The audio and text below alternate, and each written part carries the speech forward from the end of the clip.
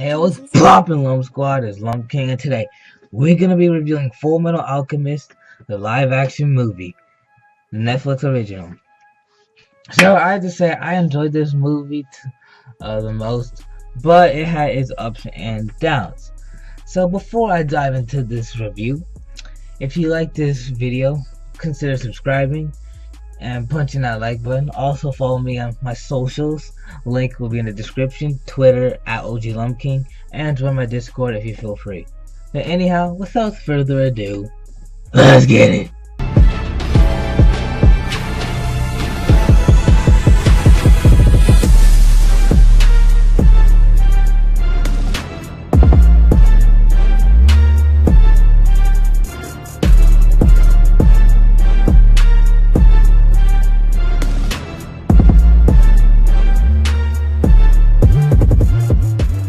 So, in the beginning of the movie, it begins with them, of course. Well, at first, it's their childhood, like a snippet of them with their mom and stuff. Barely any of their childhood. But yeah, then she dies, of course, she gets the disease. And then, after they do the ritual to try to revive her, for some reason a storm comes, so they added that in the movie. It didn't really make any sense.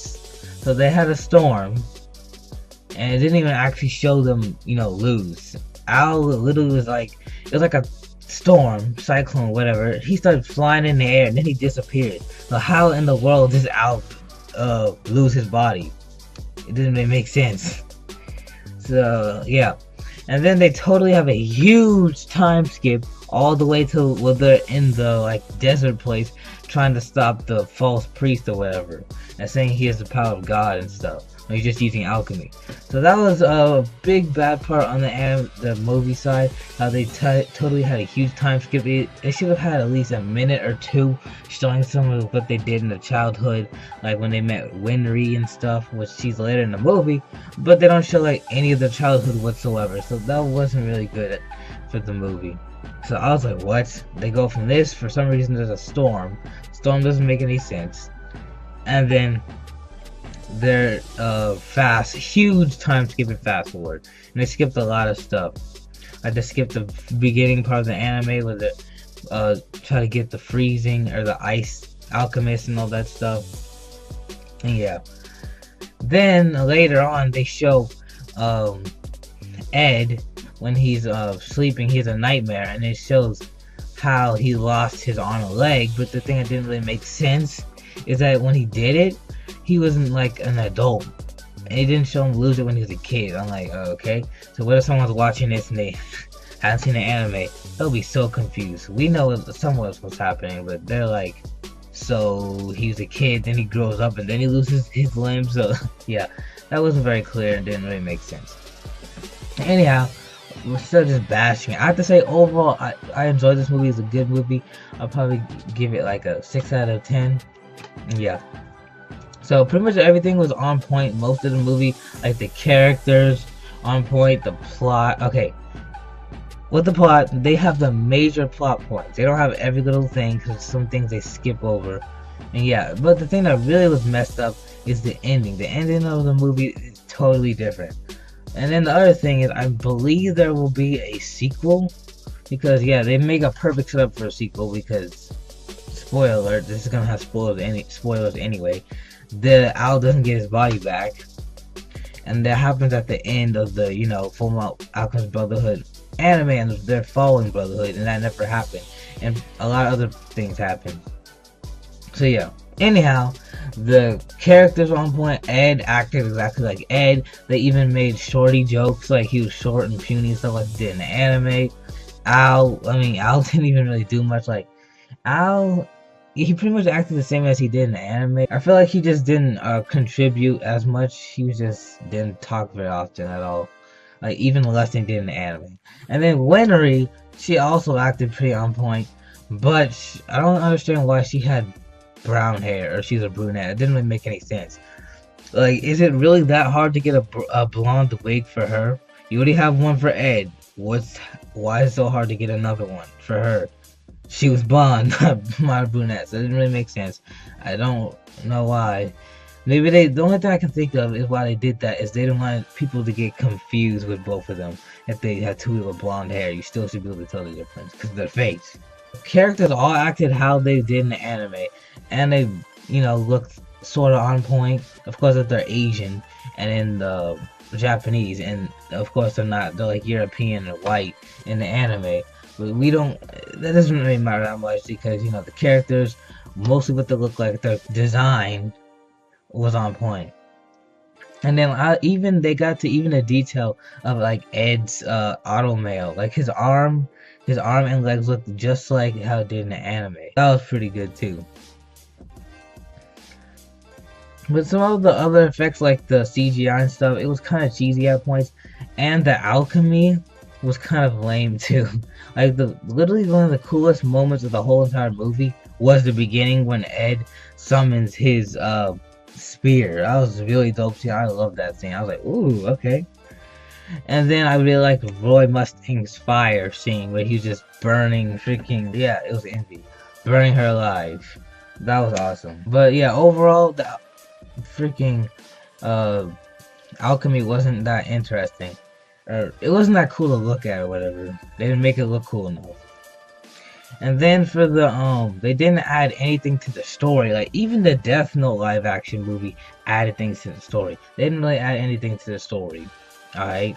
They lacked the communication and the emphasizing equivalent exchange. There's literally one time when they did the equivalent exchange. It was at the beginning where people were asking, oh, why don't you go do your magic on that cart or whatever. And then I was like, we can't do it. It has the equivalent exchange. We have to have the same mass and the same equivalents and all this stuff to transmute it. And other people like, we don't know what you're talking about. Anyhow, in the anime they do talk about it all the time to everyone. It's like in every episode almost. And they said it like a few lines in the whole movie. So I'm like, okay. So yeah.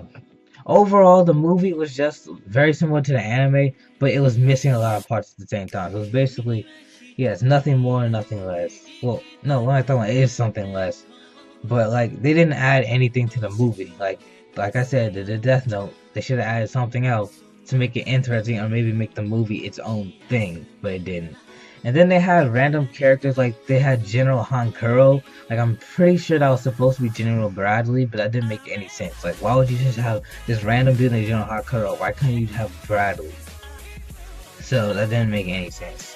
And I know they're having a sequel because look at that cliffhanger ending. Al didn't even get his body back. It wouldn't make any sense if they had gone on this journey with the Philosopher's Stone and all of this, and then they literally don't accomplish anything and end the movie. So they're gonna have a sequel, and hopefully it has other things like Scar, greed, because a lot of things in this movie happened where greed and Scar was supposed to be there, because those are major characters. Like Ed never fought greed. Scar was supposed to be introduced, but he wasn't.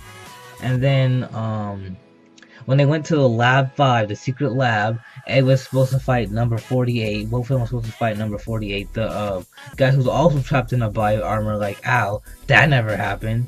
So yeah. Like there is gonna be a sequel, but there's still a lot of plot points they were supposed to do and they didn't. And then they totally messed up the whole thing with Nina. So the original story they got down with the Tucker dude, Show Tucker, how do you say his name?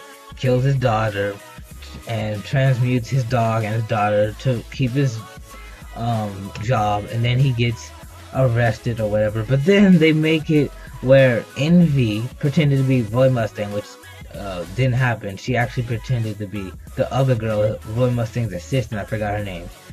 And then he lets basically Tucker free in this movie, and then he takes Winry and Al as hostage. I'm like, what? So that didn't make any sense. So he ends up getting killed pretty quick. And then, of course, General Hankuro, he's like, oh my gosh, I have this army of soldiers. Which I'm pretty sure that actually did happen in Brotherhood. I'm pretty sure they did have some kind of army. But it didn't happen like that. And then he ends up getting eaten by his own, creation. That was so obvious. When they're walking to him all like lusting for blood and stuff. That was obvious. Alright, and then the thing about Envy, the thing that's funny, is that somehow I'm just now realizing that Envy is a guy. I thought this whole time in the anime, Envy was a girl. It makes sense because Envy sounds like a girl with a voice actor for the dub, because I watched the dub. And then there's a guy playing him in the movie. I was like, why is Envy a dude? And then it's a dude in the original anime. But yeah, I never realized that. I thought it was a girl. So yeah. That had me tripping a little bit. I was like, okay, that makes sense now. But anyhow, I know that review was kind of all over the place. I was kind of unorganized with that, but I got pretty much all my ideas out. So let me know what you guys think of this video and the movie, of course, down in the description or comments down below. And yeah, so that's about a wrap. Thanks for watching. Hope you enjoyed. Smash that like button. Let's hit for like 10 or 15 likes or up. Don't forget to comment and show your opinion. Like and subscribe. Punch that subscribe button if you can like this video and maybe other videos on the channel. This is Lump King, and stay fresh.